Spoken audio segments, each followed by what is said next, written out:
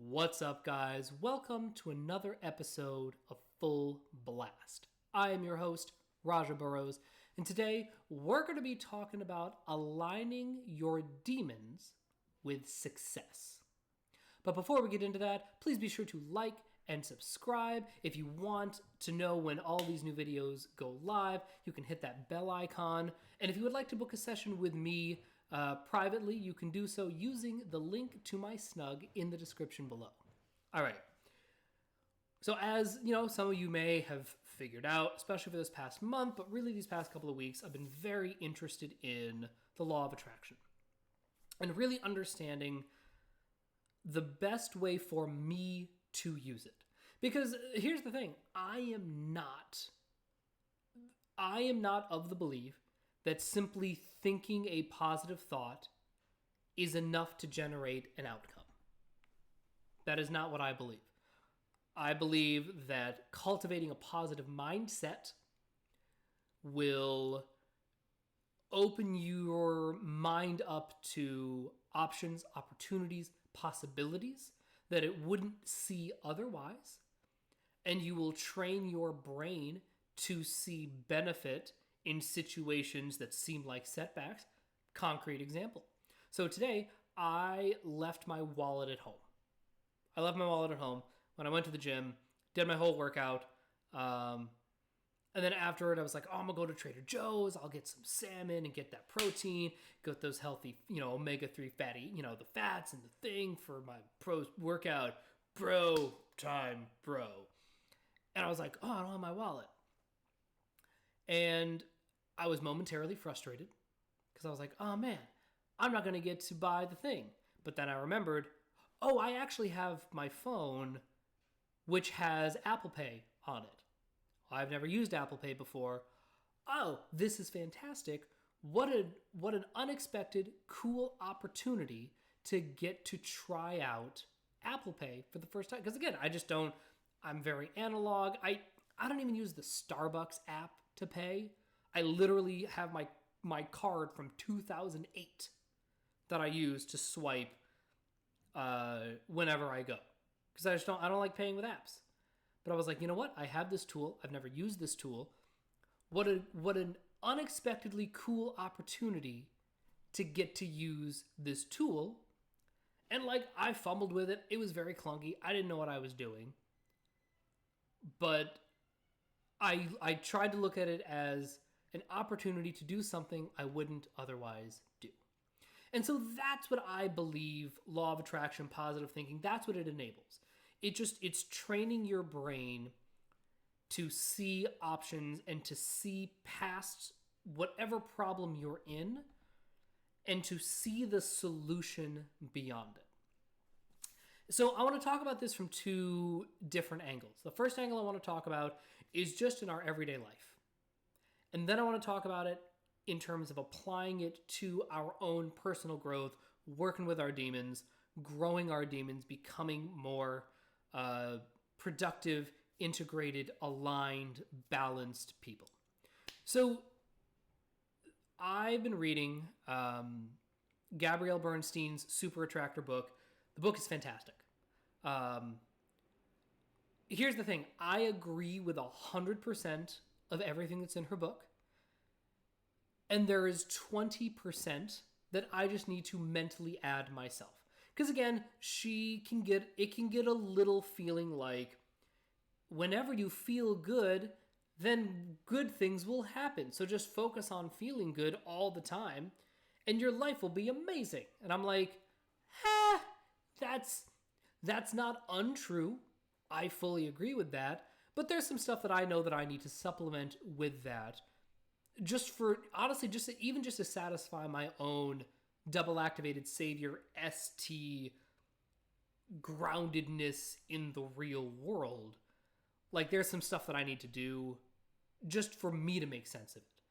But I think the book is great. I think it has a lot of great advice. And there was a line in the book that I read last night, and it really struck me. And I think that I'm like, yeah, this is something that I not only want to integrate into my personal life, but that I want to bring into the work that I do with objective personality and personality psychology and all of this stuff.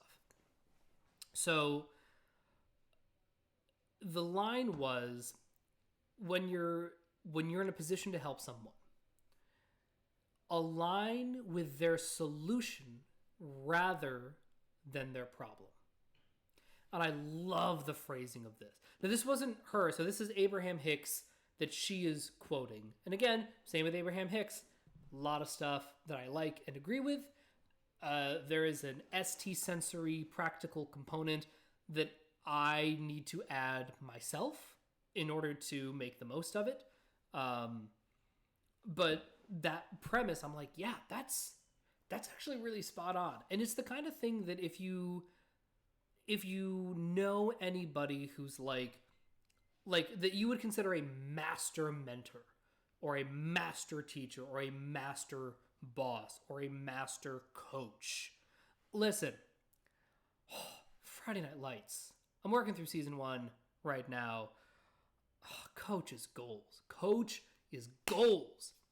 And what makes Coach so effective, so like deeply, stirringly effective as a coach, is that no matter what, he always looks for the solution beyond the problem. Now, Coach is not perfect. There is some shit that Coach does that I'm like, I don't think that that's particularly effective. I don't agree with, this is a show that came out 15 years ago. This is not a spoiler at this point, I hope. But like there's a player who starts using steroids, starts juicing. And, Coach has this whole thing about like, why would you put me in this position to defend you? I'm sticking my neck out so far for you. And you're like, okay, I mean, yes, but also no one asked you to. Like, again, the man has got some EJ issues, for sure. But the point is, what makes him so compelling, the reason why you want to watch him and cheer for him and cheer for the Dillon Panthers, is because he's always looking for the solution. He's like, all right, this person is going through this problem. What do we need to do together to work through the problem and to get to the solution on the other side? And I love this tack that he takes, that again, the master mentors and coaches and teachers and leaders that I've been fortunate enough to work with in my life, they all instinctively do the same thing. And the really great teachers and coaches and trainers, they don't ignore the problem. And this is where I think that a lot of law of attraction rhetoric gets convoluted. It's not about ignoring the problem. It's not about pretending the problem doesn't exist. It's about looking at the problem from the perspective of, I can do something about this.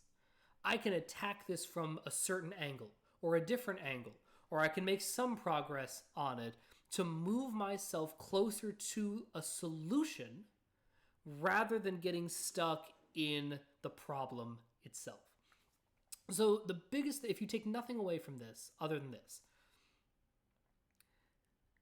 the next time you're talking to somebody and you're helping them through a problem, I'm not saying don't empathize with their problem, because empathizing with somebody's problem is incredibly effective. 100% is. If it's like, oh my God, this thing that you're going through is legitimate, it's real, you are not crazy for being upset by this, here's what we can do about it. Here's how we can continue to move forward rather than getting stuck in this exploration of the depth and detail of the problem. Now, here's the thing. Sometimes the problem is layered, the problem is deep, and you can't always get to the root of the problem right away. That's okay. Step one is go, okay, what's the solution beyond this problem? Right? Whatever it may be, whether it's I'm having problems at work, or my creative life isn't as fulfilling as I want, or you know what, I'm not losing weight and I don't feel good about my body, whatever it is, right? Then you say, okay, what's the solution beyond that? Let's aim for the solution rather than the problem. And then you try some stuff and you're like, that's not super effective. Okay, let's dig a little deeper. Ooh, okay, now we're making some headway. Now we're actually working through the knots that we need to get through this problem. So once you start to really cultivate that mindset, problems start to fall into one of two categories. It's either, oh, this is a solvable thing, this is something we can work through, or this is outside of my locus of control. I can't do anything about that. Not directly, not immediately. That's not a thing whose outcome I can directly affect. That's not a problem I or we, you and me in person, can work through. Okay, I recognize it's a thing.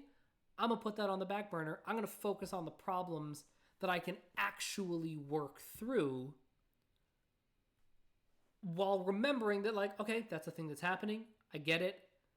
If there comes a time when that comes into my locus of control, I am more than happy to address it, to try to fix it, to deal with it in the best way that I can. But I'm not going to get caught in exploring the depth and detail of that problem, because what I care about are solutions to whatever problem I'm trying to work through. And that's something that is, it's not that it's hard to do, but it doesn't feel like there are a lot of incentives to do it. It feels like we're often really rewarded for exploring the depth and detail of a problem and getting sucked into the drama shit mess of whatever. But I promise you, just knowing that every problem has a solution on the other side of it will help you go, can we work through this? Do we need to sidestep it? Is there a different problem that I need to be focusing my energy on? Whatever it is, it'll give you that clarity and that breadth of perspective that you're absolutely going to need in order to move forward in life, regardless of what it is you're trying to do. Which brings me to the personal growth side of things.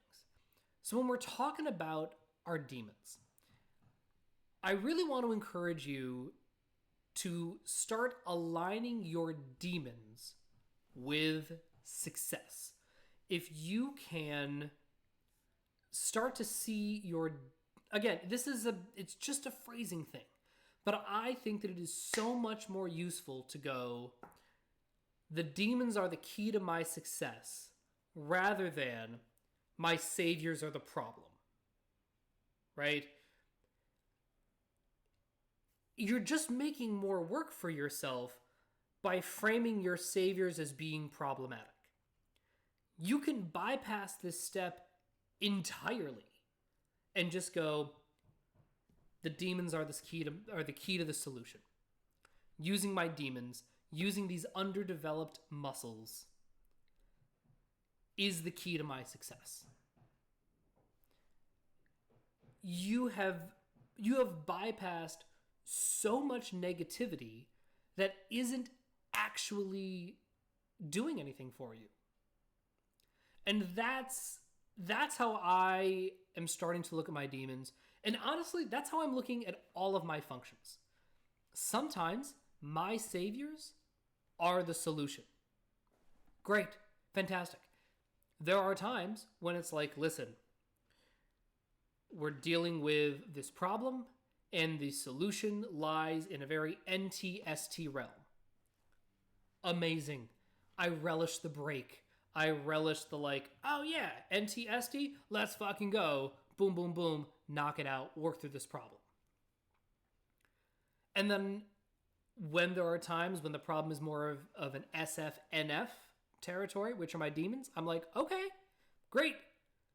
The solution on the other side of this problem requires me to use SF and NF. All right, well, if I'm solution oriented, and if my goal is to actually work through this problem, these are the tools I need to use. I don't want to use Apple Pay, but the solution, the thing that I actually want on the other side of this problem, is me getting some of that salmon. All right, this is the tool that I have at my disposal. This is the right tool for the job. This is what I'm going to use. And it's going to be a little clunky, but it's going to be fine. And just as a side note, if you find yourself in an environment or in a position where you being a little clunky with your demons gets you punished, then that's not a good environment for you. Like, just to zoom way, way out for a second, like, if you're in an environment where you're punished for trying to grow, then you need to start taking steps to get out of that environment. Because that's not healthy, whether it's more communication, do another thing. Again, that's a much larger conversation. But just know, you are absolutely entitled as like a human being to environments where you feel like you are valued and welcome and growing. And not every environment is going to be that, but you are not consigned to a life of just constantly getting shit on. That's not, I don't believe this. That is not the world that I want to help create. And it's not something that you should have to put up with everywhere you look. That's just a thing that I believe. So as you're working through your demons, rather than seeing, I think that it's really tempting to be like, oh, these are underdeveloped muscles, therefore I might fail at using them, right? I don't think that's the right approach. I think a much healthier approach is, it will take me longer to succeed using my underdeveloped muscles. That's all. It's not that you're going to fail. It's just going to take you longer to get to the finish line, right? If you put me if you said, all right, Raj, I want you, you got to go 100 meters. You have to travel a distance of 100 meters, right? I'm on a track, right? I would probably be able to do it. Again, I am not fast. I am not a runner. If I do it I bet I could probably do it in like 16 to 20 seconds. I'm not breaking any records. That would be my guess. I'm sure I could do it in under 20 seconds. That's a for sure. But like, it wouldn't be super impressive. But I could probably do it. I'm just going to say under 20, 15 to 20, right? Now, if you put me in a wheelchair, there is no way that I could do it in under 20 seconds. Not a chance. 0% chance that I could traverse the same distance in that amount of time. Why? Well, because my legs, first off, my legs are really nice. But also, they're long as fuck, and I don't skip leg day, and I take my legs very seriously. So, like, they're just strong parts of my body, and I walk all the time. My arms, on the other hand, are not. And I don't have the coordination of, like, using my arms. Like, can you tell how much Friday Night Lights I've been watching? I'm just saying. It seeps into you, man. Show's fucking great. Clear eyes, full hearts, can't lose. But the point of all of this is that it's not that I can't traverse that distance. Of course I can traverse that distance. I can very obviously traverse that distance in a wheelchair. It's going to take me longer. It might take me multiple minutes. If I'm really being honest, it might take me between 1 and 2 minutes to traverse that length in what, using my legs could take me 15 seconds. But that doesn't mean I can't do it. Of course I can do it.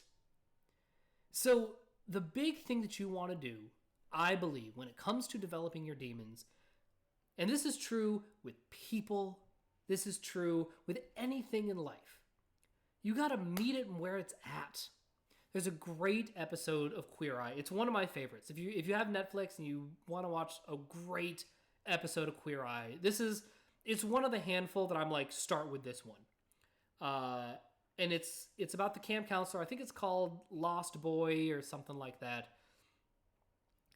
And he says at the end, he's like, I'm so grateful to you all because you really met me where I was.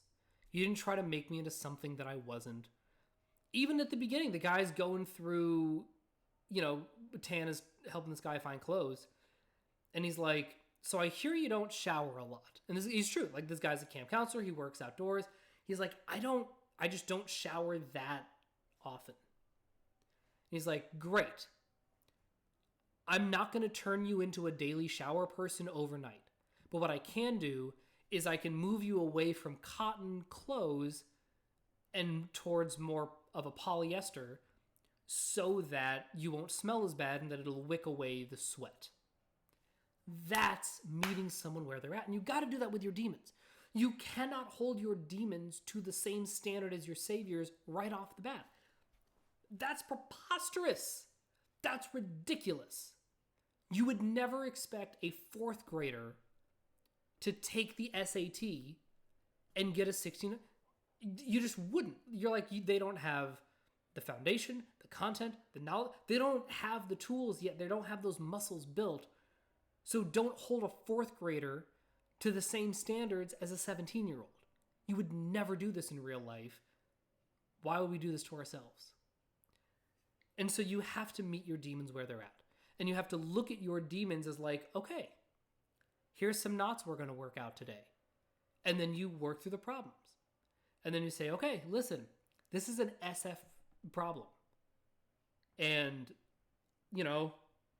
listen, sometimes your star quarterback, God, this whole video is going to be about Friday Night Lights and I don't even care. Sometimes your star quarterback has to make a tackle. And he didn't learn how to tackle, so he tucked his head and he's paralyzed from the waist down for the rest of his life. And sometimes little Matty Saracen has got to be your starting QB in the year that they're trying to win state. Guess what? Saracen, you're up. You got to do the thing. And Matt Saracen at the beginning of season 1 is not a great quarterback. But guess what? He's the right man for the job. And over the course of I haven't even finished season 1 yet. That's how excited I am about the show. He gets better. He improves his skills as a quarterback. He starts to learn the lingo. He starts to understand how to control the flow of the game, how to, read defenses, how to do X, Y, and Z. He gets better. And that's how you got to look at your demons. You got to give your demons time on the field. You got to find environments where your demons can make mistakes. And most importantly, you have to look at problems from the perspective of what's the right tool for the job? Who is actually the right person to step up right now? And to choose to see your demons as the key to your success. And that will incentivize you to actually work on them. And to actually go, you know what? Okay, listen, I don't love technology. I don't love digital communication. I don't love using my phone for a lot of things. But you know what? Right now, I want that salmon. So I'm just going to figure out how to use my Apple Pay on the fly. And I'm going to give myself that time and space to be a little clunky with it so that I can get the thing that I want. So that I can arrive at the solution beyond the problem that I'm facing.